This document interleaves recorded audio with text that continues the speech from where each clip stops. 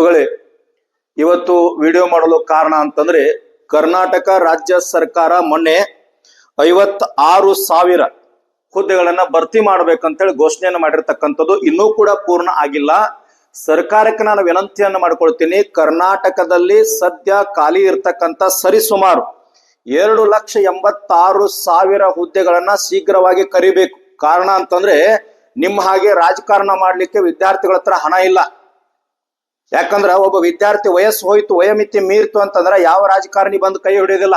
ಸಾಮಾನ್ಯ ಉದಾಹರಣೆ ಹೇಳ್ತೀನಿ, ಇಡೀ ರಾಜ್ಯದೊಳಗೆ ರೈತರ ಮಕ್ಕಳಿಗೆ ಹೆಣ್ಣನ್ನ ಕೊಡ್ತಾ ಇಲ್ಲ.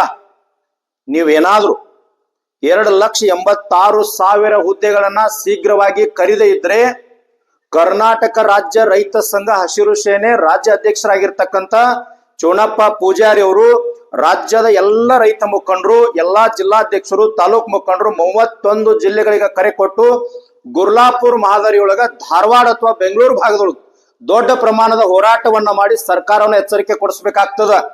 2,86,000 ಹುದ್ದೆಗಳನ್ನ ಕರೆಯೋದ್ರೊಂದಿಗೆ ತಾವು ಏನು ನಿರ್ಧಾರವನ್ನು ತಗೊಳ್ಬೇಕು ಅಂತಂದ್ರೆ ಭ್ರಷ್ಟಾಚಾರದ ಕೂಪವಾಗಿರ್ತಕ್ಕಂಥ KPSCಯನ್ನ ಈ ಕ್ಷಣ ರದ್ದು ಮಾಡಬೇಕು. 5 ಜನ ನಿವೃತ್ತ ನ್ಯಾಯಾಧೀಶರ ಸಮ್ಮುಖದಲ್ಲಿ ಹಿಂದೆ ಆಗಿರ್ತಕ್ಕಂಥ KPSC ಒಳಗೆ ಆಗಿರ್ತಕ್ಕಂಥ ಎಲ್ಲಾ ಭ್ರಷ್ಟಾಚಾರವನ್ನ ಬಯಲಿಗೆಳೆದು ಅದರಿಂದ ಬಂದಿರತಕ್ಕಂಥ ಹಣವನ್ನ ಮುಖ್ಯಮಂತ್ರಿಗಳ ಖಜಾನೆಗೆ ತಗೊಂಡು ರೈತರಿಗೆ ವಿತರಣೆ ಮಾಡ್ತಕ್ಕಂಥ ಕೆಲಸ ಆಗಬೇಕು. KPSC ಅಂತಂದ್ರ ಜನ ಸಾಮಾನ್ಯವಾಗಿ ಮಾತನಾಡ್ತಾರೆ, ಒಂದೊಂದು ಪೋಸ್ಟಿಗೆ ಇಷ್ಟಿಷ್ಟು ಹಣ ಅಂತೇಳಿ.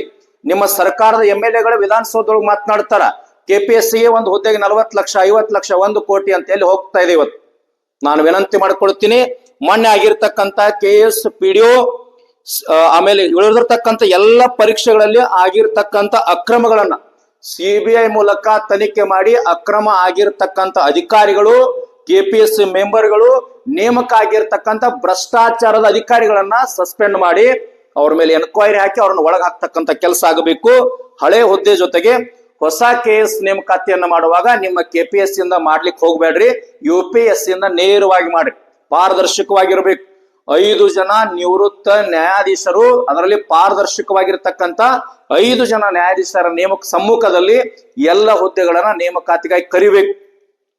ಅದೇ ರೀತಿಯಾಗಿ KPSC ಒಳಗ ಬಹಳ ವರ್ಷಗಳಿಂದ ಬೇರೆ ಬಿಟ್ಟಿರ್ತಕ್ಕಂಥ ಎಲ್ಲಾ ಅಧಿಕಾರಿಗಳನ್ನ ಬೇರೆ ಕಡೆ ವರ್ಗಾವಣೆ ಮಾಡಿ ಪ್ರಾಮಾಣಿಕ ಅಧಿಕಾರಿಗಳನ್ನ ನೇಮಕ ಮಾಡಬೇಕು.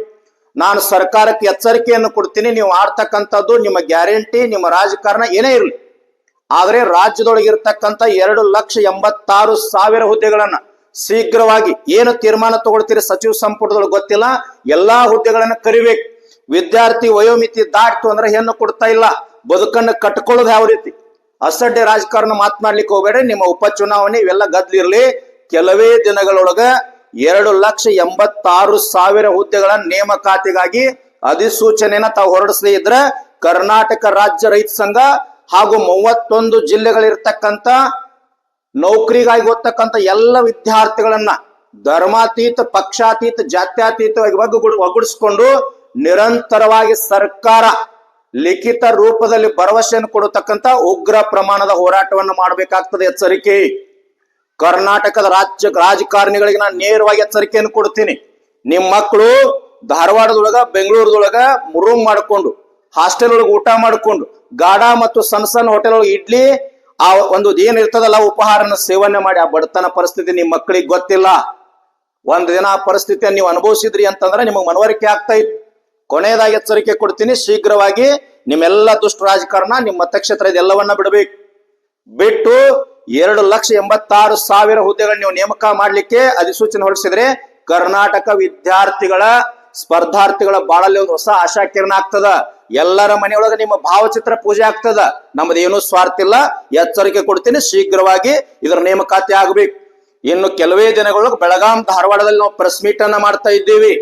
ಅಷ್ಟೊಳಗೆ ಎಚ್ಚೆತ್ಕೊಡ್ರಿ.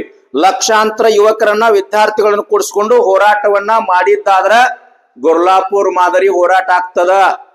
ಎಚ್ಚರಿಕೆಯಿಂದ, ಲಘು ಬಗೆಯಿಂದ ವಿದ್ಯಾರ್ಥಿಗಳಿಗೆ ಗೌರವ ಕೊಟ್ಟು, ಬದುಕನ್ನ ಕಟ್ಟುಕೊಳ್ಳಿಕ್ಕೆ ಗೌರವವನ್ನು ಕೊಟ್ಟು ಶೀಘ್ರ ನೇಮಕಾತಿಯನ್ನ ಮಾಡಬೇಕಂತೇಳಿ ಸರ್ಕಾರದ ಎಲ್ಲ ಸಚಿವರಿಗೆ, ಶಾಸಕರಿಗೆ ಮತ್ತು ಮುಖ್ಯಮಂತ್ರಿಗಳಿಗೆ ವಿನಂತಿ ಮೂಲಕ ನಾನು ಎಚ್ಚರಿಕೆಯನ್ನು ಕೊಡ್ತೀನಿ. ನಮಸ್ಕಾರ.